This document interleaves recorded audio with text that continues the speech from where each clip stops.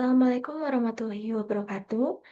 Di sini saya akan menjelaskan tentang dasar-dasar matematika dengan materi penarikan kesimpulan dan juga pembuktian matematis. Nah, sebelumnya, perkenalkan nama saya Nada Wahyuning Pemuji dengan NIM 25040202044, Prodi Pendidikan Matematika Rombel 2 Universitas Negeri Semarang tahun 2025.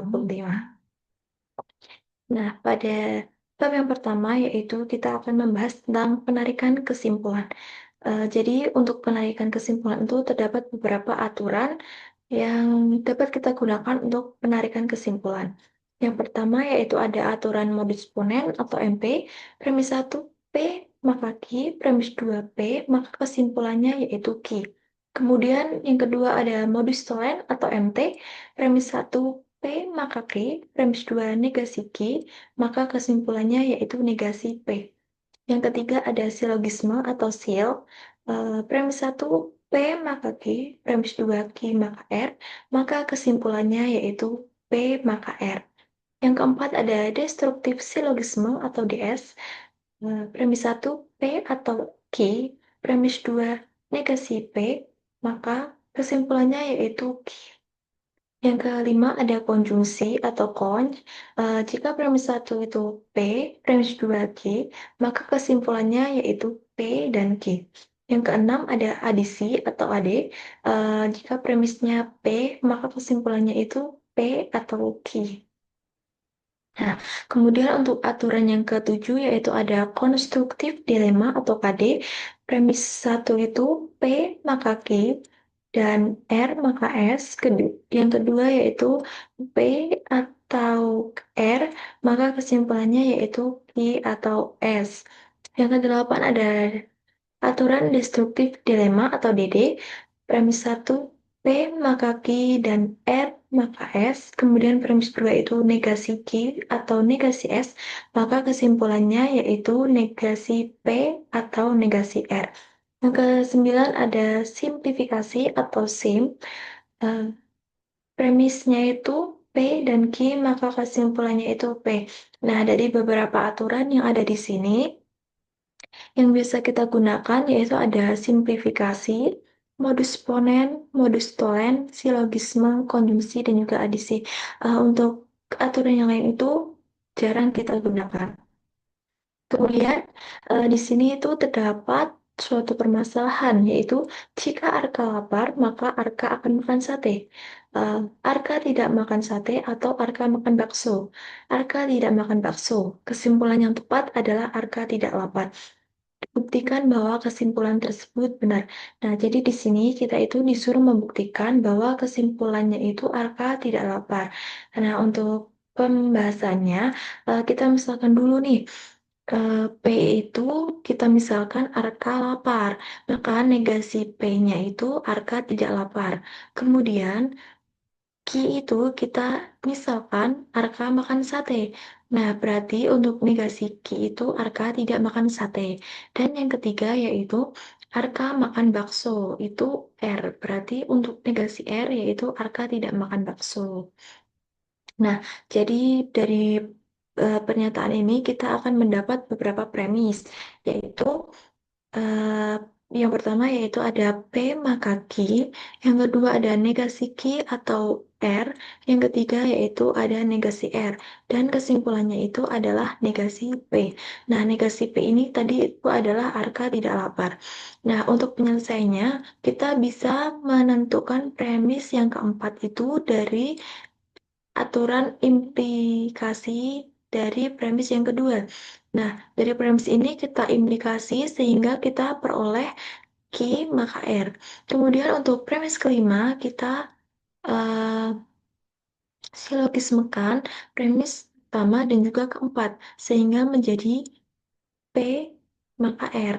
Dan yang ke premis keenam kita dapatkan dari premis kelima dan juga ketiga kita modus tolenkan sehingga untuk kesimpulannya itu adalah negasi P. Jadi terbukti bahwa Arka tidak lapar. Kemudian untuk Pembahasan yang kedua yaitu pembuktian matematis. Nah, di sini terdapat permasalahan yaitu menggunakan metode induksi matematis, buktikan bahwa 4 ditambah 8 ditambah 12 ditambah titik titik titik ditambah 4n sama dengan 2n dikalikan n min 1. Itu selalu benar untuk setiap bilangan asli n. Nah, untuk penyelesaiannya, kita misalkan dulu pernyataan ini, kita misalkan itu sebagai PN, sehingga PN adalah 4 ditambah 8 ditambah 12 ditambah titik-titik ditambah 4N sama dengan 2N dikalikan N plus 1. Nah, langkah pertama itu kita misalkan dulu N itu sama dengan 1, sehingga kita substitusikan N yang ada di sini itu menjadi 1. Sehingga kita peroleh P1 premi 1 adalah 4 dikalikan 1 sama dengan 2 dikalikan 1, 1 ditambah 1. Nah, 4 dikalikan 1 itu 4, 2 dikalikan 1 itu 2, 1 ditambah 1 itu 2. Sehingga 2 dikali 2 itu 4. Nah, jadi untuk pernyataan pertama ini terbukti bahwa pernyataan pertama itu benar. Kemudian untuk langkah yang kedua yaitu kita misalkan N itu sama dengan K, sehingga kita substitusikan semua N-nya itu menjadi K. Sehingga diperoleh PK adalah 4 ditambah 8 ditambah 12 ditambah titik-titik ditambah 4K sama dengan 2K dikalikan K plus 1. Nah, untuk langkah yang ketiga yaitu kita misalkan untuk N sama dengan K plus 1, sehingga kita peroleh P K plus 1 itu adalah 4 ditambah 8 ditambah 12 ditambah titik-titik ditambah 4K ditambah 4 kalikan K plus 1 sama dengan 2 dikalikan K plus 1 dikalikan K plus 1 plus 1. Nah, begitu. Nah, ini 4 dari 4 sampai 4 K ini kan sama dengan 2K dikalikan K plus 1. Sehingga kita tulis di sini, terus kita tambah 4 dikalikan K plus 1. Sama dengan 2 kali K itu 2K, 2 kali 1 itu 2, K ditambah 1 tambah 1 itu 2. Nah, kita operasikan pada semua ruas ini. Kita hitung sehingga menjadi 2K dikalikan K itu 2K kuadrat, 2K dikalikan 1 itu 2K, 4 dikalikan K itu 4K, 4 dikali 1 itu 4. Nah, kalau kita perhatikan, ini operasi ini juga sama pada ruas kiri dan hasilnya juga itu sama. Sehingga kita fokus pada salah satu ruas saja, yaitu 2K kuadrat ditambah 2K ditambah 4K ditambah 4. 2K kuadrat, 2K ditambah 4K itu 6K ditambah 4. Sehingga kita, kita tuliskan 2K kuadrat dibagi 2 itu 2. Maaf, 2K kuadrat itu dibagi 2 adalah K kuadrat, 6K dibagi 2 itu 3K, 4 dibagi 2 itu 2, sehingga kita faktorkan dari K kuadrat tambah 3K ditambah 2. Itu menjadi 2 dikalikan K plus 1, K plus 2. Sehingga kita peroleh 2 dikalikan K plus 1 dikalikan K plus 1 plus 1.